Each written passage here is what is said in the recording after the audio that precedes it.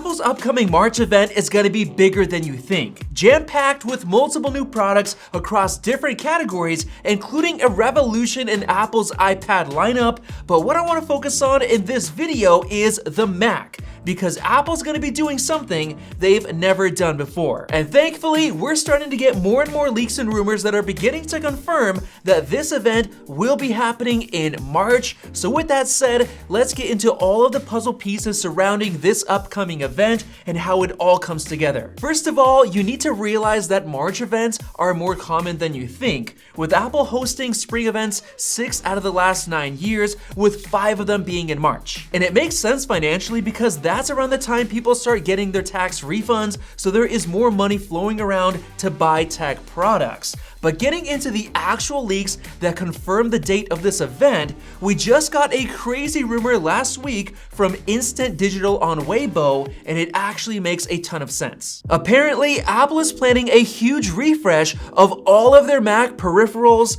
like the Magic Keyboard, the Magic Mouse, and the Magic Trackpad, moving them all over to USB-C, just like they've done with the new iPhone 15 lineup, as well as the AirPods. And this will apparently be happening in the spring of 2024, so finally, after a decade or longer with Lightning, Apple is finally pushing forward with the switch that everyone has been asking for. But the really weird thing here is that we were actually all expecting these new USB-C peripherals to come with the M3 iMac, but no. We literally just got the same iMac in the same color options and with the same Lightning accessories. Nothing at all changed other than the chip being upgraded to the M3, and they didn't even make new marketing material for it. They literally just changed the wallpapers within the same animated videos and called it good, which is honestly so disappointing. So why in the world would Apple not release these USB-C peripherals alongside the iMac and choose to wait until the spring? Well, I believe Apple has a master plan to change their Mac lineup forever in a massive way, with changes so big that it justified waiting for the spring to make it a bigger deal alongside a game-changing new Mac product. But before I get into that, I've got to show you guys a couple of awesome new products from our sponsor, Vessi. This right here is my current favorite sneaker for the winter season, the Stormburst high top sneaker in space black, which is waterproof all the way up to the top with Vessi's unique Dymatex knit material, while also being super comfy to walk around all day in, like I did on our recent New York City trip. They've also got their new stylish Alta high top sneaker with a nice touch of vegan leather and Dymatex with excellent grip on the bottom, and it comes in 3 colors: black, white, and dune beige. My wife's personal favorite pair of Vessi's is the Weekend at Chelsea. That's also great for winter. And if you don't get any snow where you're at, they've also got a bunch of other options like their Overcast jacket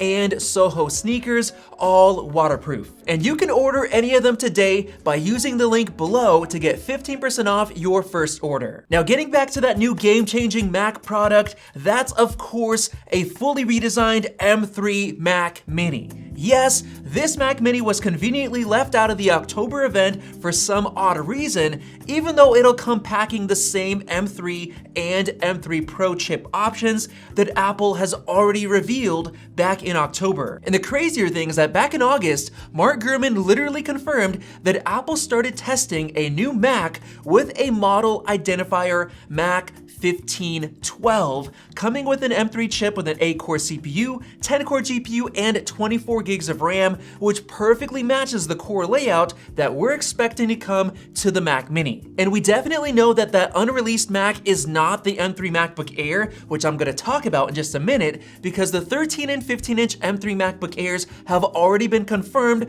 to come with code names of Mac 15.1 and 15.2, which is way different than the new 1512 codename. And since there are no other Mac products that we're expecting with the M3 chip, I can say with 100% certainty that this new leaked Mac in testing will for sure be the M3 Mac Mini. So the big question is this: why did Apple leave it out of the October event, and when is it coming? Well, it makes sense to leave it out because the iMac and Mac Mini are in the same product category, consumer desktop Macs, so it makes sense to only reveal one of them at a time. So I fully believe that the only date Apple can release it is at the March event, because I don't think Apple can wait much longer, because the next possible Mac event will only take place in June, and that might already be too late to release another product with the same chips that we would already have for many months. And in my opinion, it would be perfect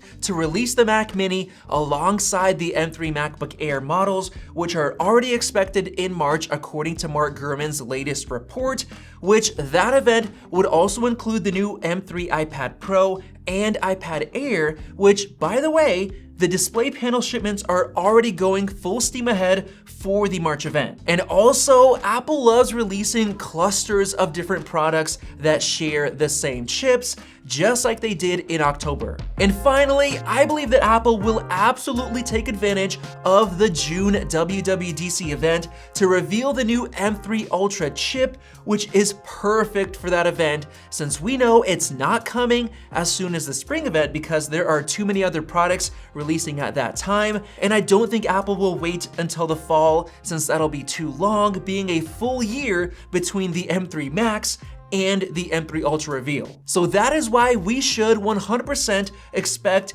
both the M3 MacBook Air line and the M3 Mac Mini to come at this upcoming March event. But it doesn't stop there, because I believe Apple has the perfect opportunity to completely redesign the Mac Mini, which they haven't done in many years. And I don't know if you remember this or not, but a couple of years ago, Ian Zelbo worked with John Prosser on some new redesigned Mac Mini renders that looked completely legit and like something Apple would make, going back to their retro styling, but making the Mac Mini so much thinner and better looking. The only downside to this theory is that almost a year ago in January, Ming-Chi Kuo made a prediction that the new Mac Mini in 2024 will likely reuse the same form factor design, but who knows, maybe things have changed over the past year. Now on top of that, we already know for sure that the 13 and 15-inch MacBook Airs are coming at the March event, which were also left out of the October event, and it makes sense why, because Apple wanted to sell the new $1,600